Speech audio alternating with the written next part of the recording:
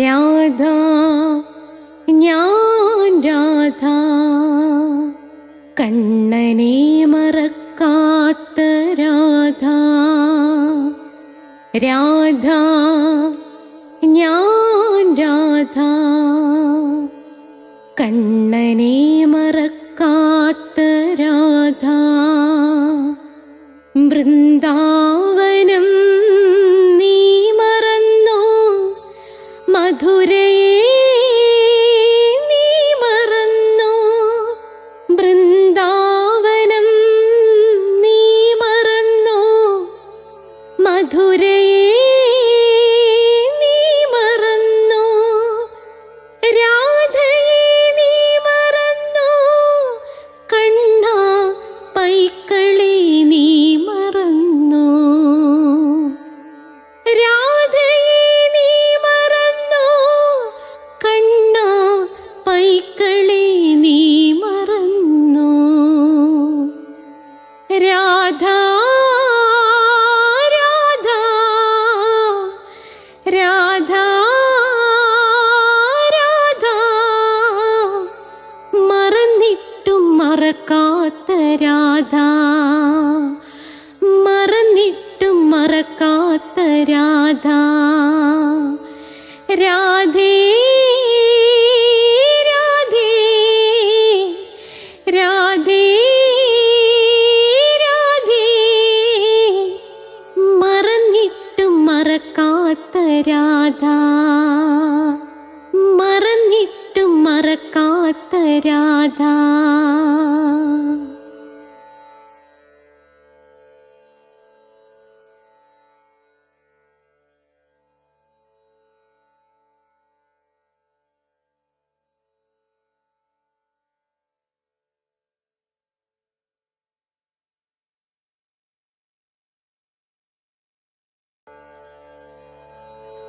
രാധ ഞാൻ രാധ കണ്ണനെ മറക്കാത്ത രാധ. രാധ ഞാൻ രാധ കണ്ണനെ മറക്കാത്ത രാധ. വൃന്ദാവനം നീ മറന്നോ, മധുരയെ നീ മറന്നോ. വൃന്ദാവനം നീ മറന്നോ, മധുരയെ നീ മറന്നോ. രാധേ രാധേ ഓ രാധേ രാധേ രാധേ രാധേ ഓ രാധേ രാധേ. രാധേ രാധേ എന്ന ചാനലിലേക്ക് എല്ലാവർക്കും സ്വാഗതം. ഇന്ന് നമ്മൾ ശ്രീബുദ്ധൻ്റെ ജീവിതകഥയാണ്. ശ്രീബുദ്ധൻ 8ാമത്തെ എപ്പിസോഡിലേക്ക് കടക്കുകയാണ്. ഇതിന് മുമ്പുള്ള എപ്പിസോഡ് കാണണമെന്നുള്ളവർ പ്ലേലിസ്റ്റ് എടുത്താൽ മതി, അതിൽ നിങ്ങൾക്ക് കിട്ടുന്നതാണ്. നമ്മുടെ വീഡിയോയ്ക്കകത്ത് എന്തൊക്കെ ഉണ്ടെന്നുള്ളത് ഞാനൊരു കൊച്ചു വീഡിയോ ആക്കി ഇതിനു മുമ്പ് കൊടുത്തിട്ടുണ്ട്. എങ്കിലും നിങ്ങൾ നിർബന്ധമായിട്ടും ഭക്തജനങ്ങൾ നമ്മളെല്ലാ തിങ്കളാഴ്ചയുമുള്ള നാരായണീയം ക്ലാസ് ഉണ്ട്, അത് അറ്റൻഡ് ചെയ്യുകയും അത് വായിച്ച് ആയുരാരോഗ്യ സൗഖ്യം നേടണം. ചൊവ്വാഴ്ച രാധയുടെ പ്രണയമുണ്ട്, അത് കേട്ട് പ്രണയ സാഫല്യം നേടണം. ദാമ്പത്യം കഴിഞ്ഞവർക്ക് ദാമ്പത്യ സൗഖ്യം കിട്ടും. ബുധനാഴ്ച ബുദ്ധൻ്റെ കഥ, വ്യാഴാഴ്ച അഷ്ടപതിയുടെ ക്ലാസ് ഉണ്ട്.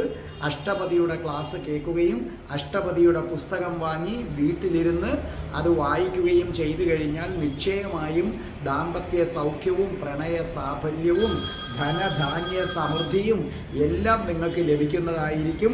അതോടൊപ്പം തന്നെ നിങ്ങൾ വെള്ളിയാഴ്ച ദിവസം ശ്രീബുദ്ധൻ രചിച്ച ധർമ്മപദം കേട്ടിരിക്കണം.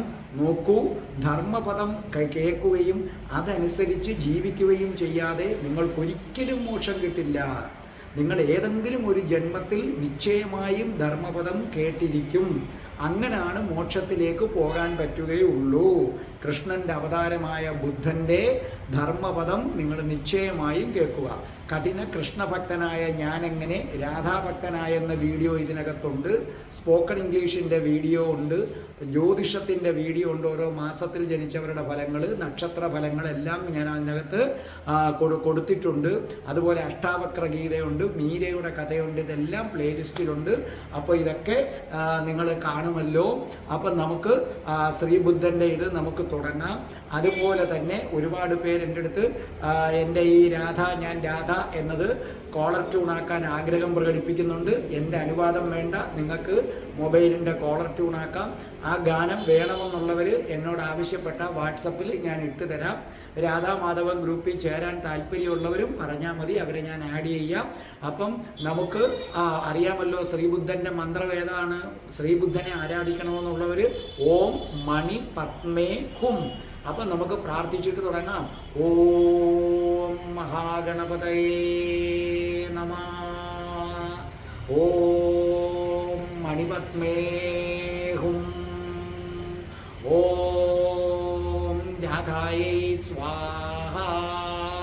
രാധേ രാധേ ഓ രാധേ രാധേ രാധേ രാധേ ഓ രാധേ രാധേ രാധേ രാധേ ഓ രാധേ രാധേ രാധേ രാധേ ഓ രാധേ രാധേ രാധേ രാധേ ഓ രാധേ രാധേ രാധേ രാധേ ഓ രാധേ രാധേ.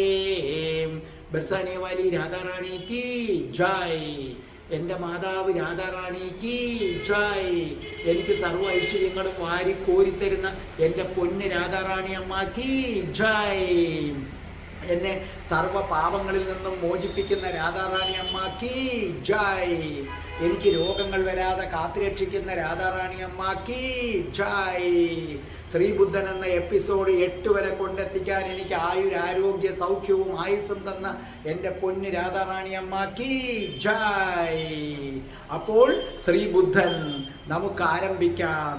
ശ്രീബുദ്ധൻ കഠിനമായ തപസ്, ജലപാനം പോലുമില്ലാത്ത തപസ്സിൽ അദ്ദേഹം ബോധശൂന്യനായി നിലംപതിക്കുകയാണ്. അങ്ങനെ ബോധശൂന്യനായി നിലത്ത് കിടക്കുകയാണ്. ചെറിയ ഒരു ശ്വാസം മാത്രം, ചെറിയ ഒരു അനക്കം മാത്രം. ശ്രീബുദ്ധന്, സിദ്ധാർത്ഥന് എന്തു വേണമെങ്കിലും സംഭവിക്കാം. അതേ സത്യം കണ്ടെത്തുന്നതിന് മുമ്പ് താൻ ഈ ലോകത്തുനിന്ന് പോകേണ്ടി വരുമോ? സിദ്ധാർത്ഥൻ ഇതാ ഒരു ചെറിയ ശ്വാസം മാത്രമായി കിടക്കുകയാണ്. പ്രത്യേകിച്ചും അതുവഴി ആരും അങ്ങനെ സഞ്ചരിക്കാറുമില്ല.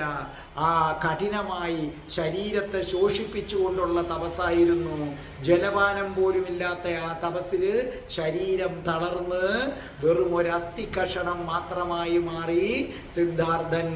അങ്ങനെ സിദ്ധാർത്ഥൻ ബോധശൂന്യനായി കിടക്കുന്ന അവസരത്തിൽ അതുവഴി ആടുകളെ മേയിച്ചുകൊണ്ടൊരു ഇടയ ബാലൻ വരികയാണ്. അവൻ സിദ്ധാർത്ഥനെ കണ്ടു. സിദ്ധാർത്ഥനെ കണ്ടവൻ ഞെട്ടിപ്പോയി. കാരണം എന്തൊരു തേജസ്, അസാധാരണമായ തേജസ്സാണ് ആ മുഖത്ത്. ആ തേജസ്സുള്ള ഒരു മനുഷ്യനിതാ അന്ത്യശ്വാസം വലിക്കാൻ പോവുകയാണ്. എന്ന് മാത്രവുമല്ല, നല്ല വെയില് വന്ന് സിദ്ധാർത്ഥന്റെ ദേഹത്തിങ്ങനെ തട്ടുകയാണ്. ഈ ഇടയബാലൻ എന്ത് ചെയ്തു എന്നറിയാമോ? ഓടിപ്പോയി ഒരു കാട്ടുമരത്തിന്റെ ചില്ല ഒടിച്ച് കൊണ്ടുവന്ന് ബുദ്ധന്റെ ശിരസിന്റെ അവിടെ നിർത്തി. 1-2 ചില്ലകൾ കൂടി ഒടിച്ച് 4 ചുറ്റും വന്ന് നിർത്തി. ആ ചെടി വേറെ ആരുമായിരുന്നില്ല, കാട്ടു പനനീർ ചാമ്പയായിരുന്നു. അങ്ങനെ ബുദ്ധൻ ഒരു തണല് കിട്ടി. ആ തണല് കിട്ടിക്കഴിഞ്ഞപ്പോൾ ഇവൻ എന്ത് ചെയ്തു? ആ ആട്ടിൻകൂട്ടത്തിൽ തനിക്ക് ഏറ്റവും പ്രിയപ്പെട്ട ആടിനെ എടുത്തു. തനിക്ക് വളരെയധികം പ്രിയപ്പെട്ട ആട്. ആ ആടിനെ എടുത്തിട്ട് എന്ത് ചെയ്യുന്നു? ആ ആടിനെ അവൻ കറന്നു. ഭയഭക്തി ബഹുമാനത്തോടു കൂടി ആ ഇടയബാലൻ ആ ആടിനെ കറന്നിട്ട് എന്ത് ചെയ്തു? ഒരു ഇലക്കുമ്പിളെടുത്തു. ആ ഇലക്കുമ്പിളിനകത്തേക്ക് ഒഴിച്ചിട്ട് സിദ്ധാർത്ഥന്റെ ചുണ്ടുകളിലേക്ക് അല്പാൽപമായിട്ട് ഇങ്ങനെ തുള്ളിയായി ഒഴിച്ചു കൊടുത്തു. സിദ്ധാർത്ഥന്റെ നാവിലേക്ക് അത് വന്ന് വീണു. സിദ്ധാർത്ഥൻ അത് നുണഞ്ഞിറക്കാൻ തുടങ്ങി. അങ്ങനെ കുറേ പാലുകൾ അങ്ങോട്ട് കൊടുത്തു കഴിഞ്ഞപ്പോഴേക്കും സിദ്ധാർത്ഥന് കണ്ണുകൾ തുറന്നു. അവന് സിദ്ധാർത്ഥനെ കുലുക്കി ഉണർത്തണമെന്നുണ്ട്. പക്ഷേ താനൊരു താണജാതിയിൽപ്പെട്ടവനാണ്. ഇത്രയും വലിയ ഒരു സ്വാമിയെ തൊടാനുള്ള യോഗ്യത തനിക്കില്ല. അതുകൊണ്ട് അവൻ എന്തു ചെയ്തു? പാലൊഴിച്ചു കൊടുത്തുകൊണ്ടേയിരുന്നു. കണ്ണു തുറന്ന സിദ്ധാർത്ഥൻ കാണുകയാണ്, ഭയങ്കരമായ ഭക്തിയോടും വിനയത്തോടും കൂടി ഒരു ബാലൻ നിൽക്കുന്നു. നാലു ചുറ്റും തണൽ കമ്പുകൾ. സിദ്ധാർത്ഥൻ കണ്ണു തുറന്നതും ഒരു വലിയ അത്ഭുതം സംഭവിക്കുകയായി. എന്താണെന്നോ ഓർക്കാമോ ആർക്കെങ്കിലും? ഈ വച്ച വൃക്ഷക്കൊമ്പുകളുണ്ടല്ലോ, അത് വളരാൻ തുടങ്ങി. അത് വളരെ പെട്ടെന്ന് വളർന്ന് താഴേക്ക് വേരോടി അത് കിളിർത്ത് ഇലകൾ വന്ന് പൂക്കളുമായിട്ട് വന്ന് ഒരു വലിയ പന്തലായി മാറിയിരിക്കുന്നു. എന്ന് മാത്രവുമല്ല, അത് നിറയെ പനിനീർ ചാമ്പപ്പഴങ്ങൾ അങ്ങനെ പിടിച്ചു നിൽക്കുകയാണ്, കായ്ച്ചു നിൽക്കുകയാണ്.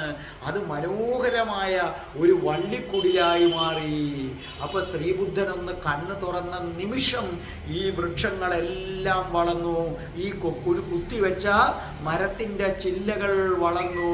അതിനകത്ത് എന്ത് പിടിച്ചു? ഫലങ്ങൾ പിടിച്ചു. അതൊരു പന്തലായി മാറി. ഇത് കണ്ട ബാലൻ അമ്പരന്നു. അയ്യോ, ഇതെന്തൊരു അത്ഭുതമാണിത്! ദിവ്യ ചേതസ്സുള്ള ഇദ്ദേഹം അസാമാന്യനായ മനുഷ്യനാണ്. ഇദ്ദേഹം ഈശ്വരൻ തന്നെയായിരിക്കും. അപ്പോൾ എന്തു ചെയ്തു ഇടയബാലൻ?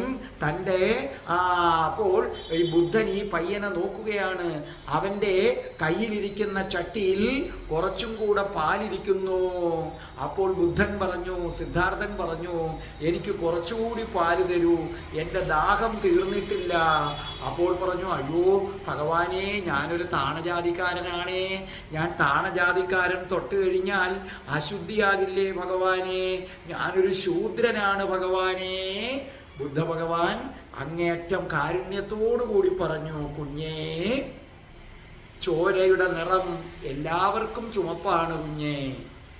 മനുഷ്യരാശിയിൽ ഏതു വർഗത്തിൽ പിറന്നവനും ചോരയുടെ നിറം ഒന്നാണ് മോനെ. കണ്ണുനീരിൻ്റെ നിറവും രുചിയും ശൂദ്രനും ബ്രാഹ്മണനും ക്ഷത്രിയനും വൈശ്യനും ഒന്നാണ് മോനെ. ചോരയിൽ എവിടെയാണ് മകനെ ജാതി? കണ്ണുനീരിൽ എവിടെയാണ് മകനെ ജാതി? ഈ ലോകത്തൊരു മനുഷ്യനും നെറ്റിക്ക് കുറിയിട്ട് ജനിക്കുന്നില്ല. എന്ന് മാത്രമല്ല, ജനിക്കുമ്പോൾ ഈ ലോകത്ത് ആർക്കും പൂണൂലില്ല.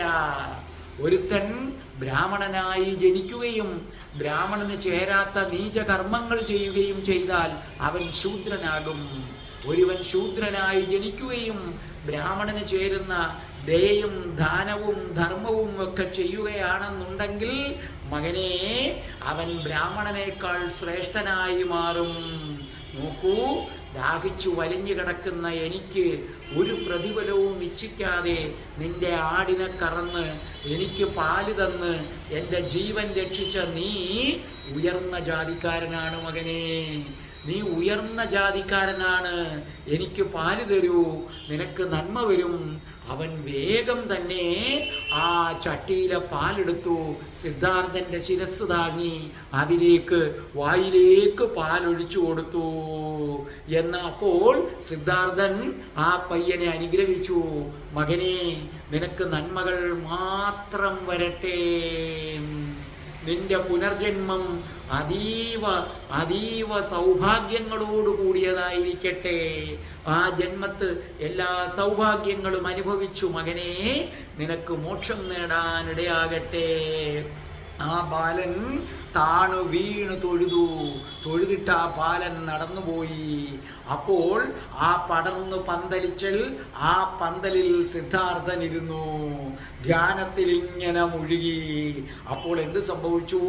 പട്ടണത്തിലെ ഇന്ദ്രക്ഷേത്രത്തിലെ നർത്തകിമാര്, അവരുടെ കൂടെ താളമേളക്കാര്, അവര് പാട്ടും പാടി താളവും കൊട്ടി രസിച്ച് ക്ഷേത്രത്തിലേക്ക് വരുന്ന വരക്കമാണ്. അവരുടെ പാട്ടുകൾ ഇതാണ്: കമ്പികൾ അധികം വലിഞ്ഞു പോയാൽ ഇമ്പം പാട്ടിന് കുറയുന്നു. ശ്രദ്ധിച്ചോളണം, അത് കമ്പികൾ അധികം വലിഞ്ഞു പോയാൽ ഇമ്പം പാട്ടിന് കുറയുന്നു, ഇന്ദിശ താളം തെറ്റുന്നു, കമ്പികൾ തീരെ അഴിഞ്ഞിടുകിലും ഇമ്പം പാട്ടിനു കുറയുന്നു, ഇന്ദിശ താളം തെറ്റുന്നു, മീട്ടുക മീട്ടുക വീണക്കമ്പികൾ മുറുകാതെ പിന്നെ അയഞ്ഞിടാതെ, എത്ര മനോഹരമീ നൃത്തം ഈ നാദ വിവഞ്ചിക മീട്ടുമ്പോൾ. അപ്പോൾ എന്താണ്? ഓരോ മാനവ ഹൃദയത്തെയും ഞങ്ങൾ ചലിപ്പിക്കുന്നു, മണ്ണിൽ വിണ്ണിൽ ഞങ്ങൾ ചലിപ്പിക്കുന്നു. അവർ തുള്ളിച്ചാടി പാടിക്കൊണ്ട് പോവുകയാണ്. അവർ ബുദ്ധനിരിക്കുന്ന സ്ഥലത്തുകൂടി കടന്നുപോയി. ധ്യാനത്തിലിരിക്കുന്ന ബുദ്ധനെ അവർ ശ്രദ്ധിച്ചതുപോലുമില്ല. പക്ഷെ ധ്യാനത്തിലിരിക്കുന്ന ബുദ്ധൻ്റെ ചെവിയിൽ ഈ പാട്ടിൻ്റെ മഹത്തായ അർത്ഥം മാറ്റൊലിക്കൊണ്ടു. ആ പാട്ടിൻ്റെ അർത്ഥം സിദ്ധാർത്ഥനെ ആകെ ഉണർത്തി. അതേ, തനിക്കുള്ള സന്ദേശമാണിത്. ഒന്ന്, തന്ത്രികൾ അധികം വലിഞ്ഞു പോയാൽ പാട്ടിന് ഇമ്പം കിട്ടില്ല, ഒരുപാട് അയഞ്ഞു പോയാലും ഇമ്പം കിട്ടില്ല. അപ്പം നിങ്ങൾ കഠിനമായ വ്രതങ്ങൾ എടുത്താൽ നിങ്ങൾക്ക് ഭഗവാനെ കിട്ടില്ല. എന്നാൽ അമിതമായി ആഹാരം കഴിച്ച് സുഖിക്കുന്നവനും അതാണ് അയഞ്ഞിടുക, കിട്ടില്ല. ഒരു കാര്യത്തിനിറങ്ങുമ്പോൾ നിങ്ങളുടെ മനസ്സ് ഒരുപാട് മുറുകാതെയും ഒരുപാട് അയയാതെയും വെക്കണം. അപ്പം നിങ്ങൾക്ക് ലക്ഷ്യസ്ഥാനത്തെത്താൻ പറ്റും. അപ്പം നിങ്ങൾക്ക് ആനന്ദ നൃത്തം ചവിട്ടാനായിട്ട് പറ്റും. ഇതാണ് ആ പാട്ടിൻ്റെ ആശയം. അപ്പോൾ സിദ്ധാർത്ഥൻ പറഞ്ഞു, പലപ്പോഴും നമ്മൾ വിഡ്ഢികളെന്ന് പറയുന്നവർ നമ്മളെ ഒരുപാട് കാര്യം പഠിപ്പിക്കുന്നു. ഇതെനിക്കൊരു പുതിയ ഉണർവാണ് നൽകിയിരിക്കുന്നത്. അതേ, ഇടയ്ക്ക് വെച്ച് എൻ്റെ ശരീരമൊക്കെ തളർന്നപ്പോൾ എനിക്ക് തന്നെ ഒരു സംശയം തോന്നിയിരുന്നു, ഞാൻ അവിടെ എത്തും മുമ്പ് പോകുമോ? എനിക്കിപ്പോൾ ഒന്ന് മനസ്സിലായി. അതേ, നമ്മളെ സംബന്ധിച്ചിടത്തോളം നമ്മുടെ ധ്യാനം, ആ ധ്യാനം തീരെ ആഹാരമില്ലാതെ കമ്പികൾ മുറുക്കിക്കെട്ടുന്നതാകരുത്, തീരെ മാറ്റി അയഞ്ഞതുമാകരുത്. അപ്പോൾ സിദ്ധാർത്ഥൻ അവിടെ ധ്യാനത്തിൽ ഇങ്ങനെ ഇരിക്കുകയാണ്. ആ കാലത്ത് അവിടെ ആറ്റിൻ്റെ കരയിലുള്ള വീട്ടിൽ ഒരു പ്രഭു ഉണ്ടായിരുന്നു. ആ പ്രഭു ഭയങ്കര സമ്പന്നനായിരുന്നു. എന്നു മാത്രവുമല്ല, ഭയങ്കര ഈശ്വര ഭക്തനുമായിരുന്നു. അദ്ദേഹത്തിന് അനേകം പശുക്കളുണ്ട്. അദ്ദേഹം പാവങ്ങളെ സഹായിക്കും, വളരെ കരുണാമയനാണ്. സേനാനി എന്നാണ് അദ്ദേഹത്തിൻ്റെ വംശപ്പേര്. അദ്ദേഹം അത്രയ്ക്ക് നല്ലവനായതുകൊണ്ട് ആ ഗ്രാമത്തിനും ഏത് പേര് കിട്ടി? സേനാനി എന്ന പേര് കിട്ടി. ആ സ്ഥലത്തെ ഇടയ കന്യകമാര് അവർ അതീവ മനോഹരമായ കണ്ണുകളുള്ളവരാണ്.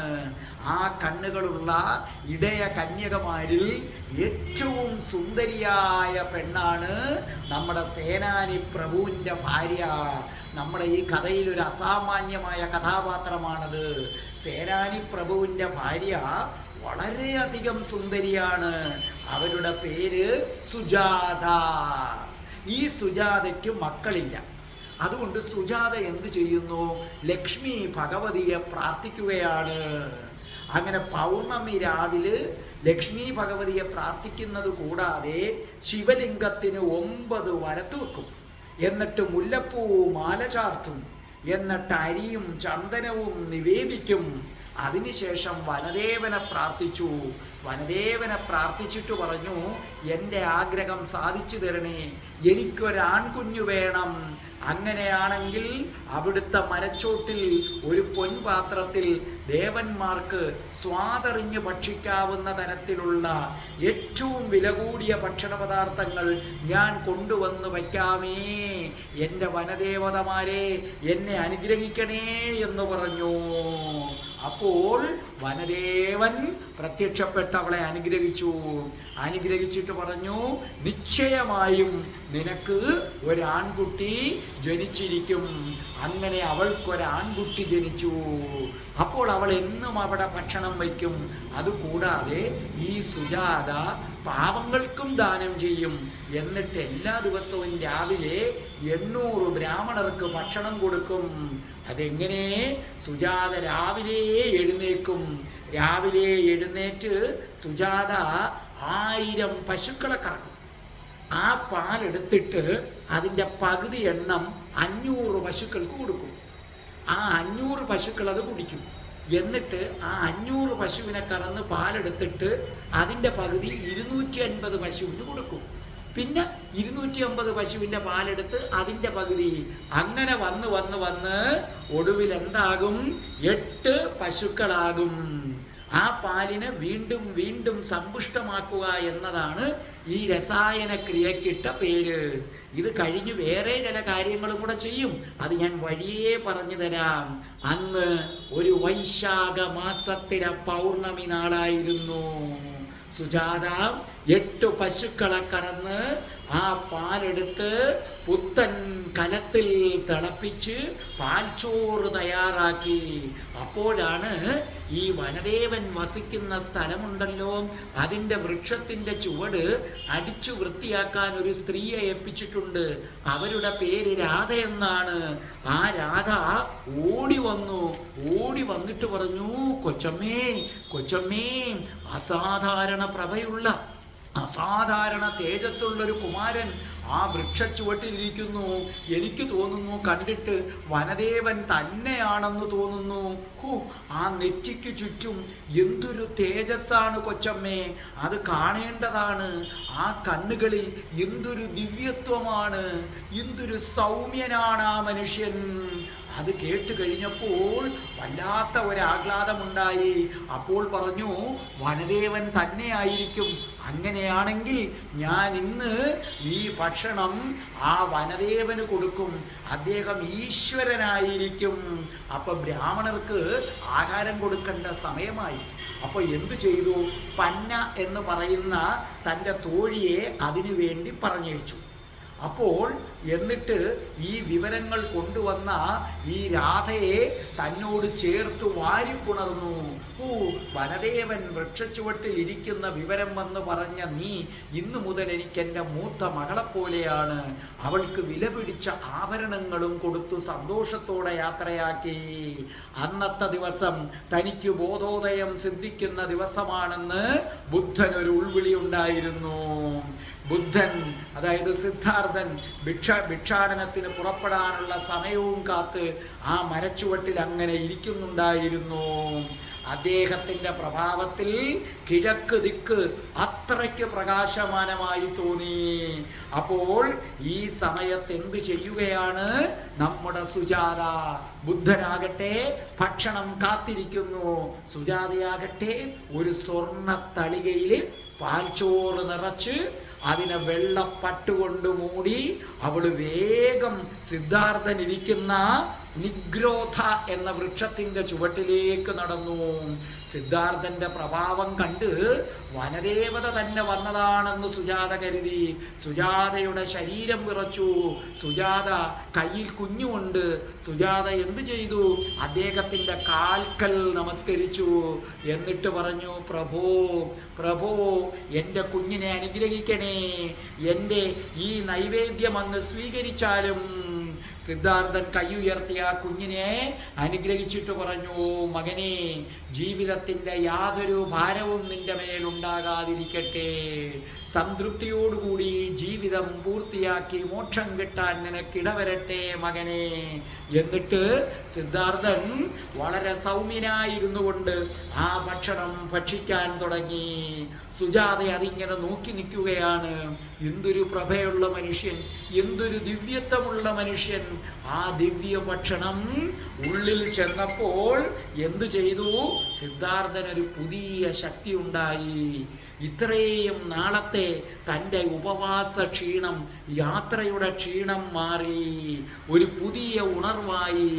അപ്പൊ സുജാത ചോദിച്ചു, അല്ലയോ ഭഗവാനെ, അങ്ങ് ഈശ്വരൻ തന്നെയല്ലേ? ഈശ്വരൻ തന്നെയല്ലേ? അപ്പോൾ സിദ്ധാർത്ഥൻ പറഞ്ഞു, സഹോദരി, ഞാൻ ഒരു മനുഷ്യനാണ്. സത്യം എന്താണെന്ന് കണ്ടെത്തി, ബോധോദയം കിട്ടി, ജനത്തിന് പറഞ്ഞു കൊടുക്കാൻ വേണ്ടി ഞാൻ വന്നതാണ്. നീ എൻ്റെ സഹോദരിയാണ്. എന്നിട്ട് പറഞ്ഞു, ഇത്രയും ഗുണമുള്ള ഒരു ഭക്ഷണം ഈ ലോകത്ത് മറ്റൊന്നൊരിക്കലും ഉണ്ടാകില്ല. ഇതെങ്ങനെയാണ് നീ നിർമ്മിക്കുന്നത്? അപ്പോൾ വീണ്ടും പറയാൻ തുടങ്ങി. ആദ്യം 1000 പശുക്കളെ കറന്നു, ആ പാലെടുത്ത് അതിൻ്റെ പകുതിയായ 500 പശുവിന് കൊടുക്കും. എന്നിട്ട് അത് കുടിച്ചു കഴിയുമ്പോൾ ഈ 500 പശുവിനെ കറക്കും. കറന്നതിന് ശേഷം അത് 250 പേർക്ക് കൊടുക്കും. അങ്ങനെ ഒടുവിൽ 8 പശുക്കളാകുമെന്ന് ഞാൻ പറഞ്ഞു. ആ 8 പശുക്കളെ കറന്ന പാല്, ആ പാലിൽ ഞാൻ ചന്ദനമിടും, മറ്റ് സുഗന്ധ വസ്തുക്കളും ചേർക്കും. എന്നിട്ട് നെൽവിത്ത് അതിനകത്തിട്ട് കുതിർക്കും. അങ്ങനെ സുഗന്ധമായ പാലിൽ കുരുപ്പിച്ചെടുക്കുന്ന നെൽവിത്ത്, അതുവരെ വിത്ത് വിതച്ചിട്ടില്ലാത്തതും ഇന്നുവരെ കലപ്പ പതിഞ്ഞിട്ടില്ലാത്തതുമായ നിലത്ത് ആ വിത്തുകൾ ഞാനിടും. ഈ പാലിൽ മുക്കി മുളപ്പിക്കുന്ന വിത്തെടുത്ത് ഇന്നുവരെ കൃഷി ഇറക്കിയിട്ടില്ലാത്ത നിലത്ത് ഇടും. എന്നിട്ട് അത് വിളഞ്ഞു കഴിയുമ്പോൾ അതിലെ ഏറ്റവും മുഴുപ്പുള്ള മുത്തുമണികൾ പോലെയുള്ള നെന്മണികളുണ്ട്, അത് കുത്തി ഞാൻ അരിയാക്കും തമ്പുരാനെ. എന്നിട്ട് താമരപ്പൂ വെള്ളത്തിലേക്ക് ഇട്ട് ഈ അരി ഞാൻ കുതിർത്ത് മണമുള്ളതാക്കി തീർക്കും. എന്നിട്ടത് മൺകലത്തിൽ വച്ച് വേവിക്കും. സിദ്ധാർത്ഥൻ അത്ഭുതത്തോടെ അത് കേട്ടുകൊണ്ടിരുന്നു. സിദ്ധാർത്ഥൻ പറഞ്ഞു, ഒരു ദൈവമല്ലാത്ത എനിക്ക് നീ ഭക്ഷണം തന്നു, ഞാനൊരു സഹോദരൻ മാത്രമാണ്. സത്യം കണ്ടെത്താനുള്ള യാത്രയിൽ തളർന്നു കിടക്കുകയായിരുന്നു ഞാൻ. ഒരു ഇടയ ബാലൻ തന്ന പാല് അല്പം ശക്തി എനിക്ക് നൽകി. പക്ഷേ മകളെ, എൻ്റെ പൂർണ്ണ ആരോഗ്യം വീണ്ടെടുത്ത് തന്നത് നീയാണ്. ഈ ഭക്ഷണമാണ്, നീ കൊണ്ടുവന്ന ഭക്ഷണമാണ് എന്നെ തളർച്ചയിൽ നിന്നും രക്ഷിച്ചത്. സുജാതേ, നിനക്ക് നന്മയുണ്ടാകട്ടെ. സുജാത പറഞ്ഞു, പ്രഭോ, എൻ്റെ നിവേദ്യം അങ്ങ് സ്വീകരിച്ചപ്പോൾ എനിക്കുണ്ടായ സന്തോഷം പറഞ്ഞറിയിക്കാൻ പറ്റാത്തതാണ്. അങ്ങേക്കും അതുപോലെ ഒരു ആനന്ദം ഉണ്ടാകട്ടെ. അങ്ങേക്ക് സിദ്ധി ഉണ്ടാകട്ടെ. അങ്ങേക്ക് ജ്ഞാനോദയം ഉണ്ടാകട്ടെ. അങ്ങേക്ക് ആ ജ്ഞാനോദയം ഇന്ന് തന്നെ ലഭിച്ച് ഈ ലോകം മുഴുവനും അത് പ്രചരിപ്പിക്കാൻ ഇടവരട്ടെ. ഭഗവാനെ, എന്നെയും കുഞ്ഞിനെയും അനുഗ്രഹിക്കൂ. അപ്പോൾ ആ കുഞ്ഞ് ഒരു വിരലെടുത്ത് ഇങ്ങനെ ഉയർത്തി കാണിച്ചു. സിദ്ധാർത്ഥൻ അത് കണ്ടു. അതെ, കുഞ്ഞുങ്ങൾക്ക് ഈശ്വരാനുഗ്രഹമുണ്ട്. കുഞ്ഞ് ആ വിരൽ ഉയർത്തി തന്നെ കാണിക്കുകയാണ്, ഇന്ന് തനിക്ക് ജ്ഞാനോദയം ലഭിക്കും. സുജാത ഭയഭക്തി ബഹുമാനങ്ങളോടെ അവിടെ നിന്ന് നടന്നു പോയപ്പോൾ സിദ്ധാർത്ഥൻ സ്വർണത്തളികയിലെ ബാക്കി ഭക്ഷണവുമായി പുഴക്കരയിലേക്ക് നടന്നു. അവിടെ വന്ന് കുളിച്ചു, പുതിയ വസ്ത്രങ്ങൾ ധരിച്ചു. ആ വസ്ത്രം ധരിച്ചതിന് ശേഷം വീണ്ടും കിഴക്കോട്ട് തിരിഞ്ഞിരുന്നു. എന്നിട്ട് സുജാത കൊണ്ടുവന്ന ബാക്കി വന്ന പാൽച്ചോറ് 49 ഉരുളകളാക്കി. സിദ്ധാർത്ഥൻ കരുതി ഇന്ന് തനിക്ക് ബോധോദയം കിട്ടും. ബോധോദയത്തിന് ശേഷമുള്ള 49 ദിവസത്തേക്കുള്ള ഭക്ഷണമാണ് ഈ 49 ഉരുള. കാരണം ഇത് തയ്യാറാക്കിയ വിധം പറഞ്ഞിട്ടുണ്ട്. ഇതെത്ര നാളിരുന്നാലും ചീത്തയാകില്ല. ഇത്രയും ചെയ്തതിന് ശേഷം എന്ത് ചെയ്തു? സിദ്ധാർത്ഥൻ ആ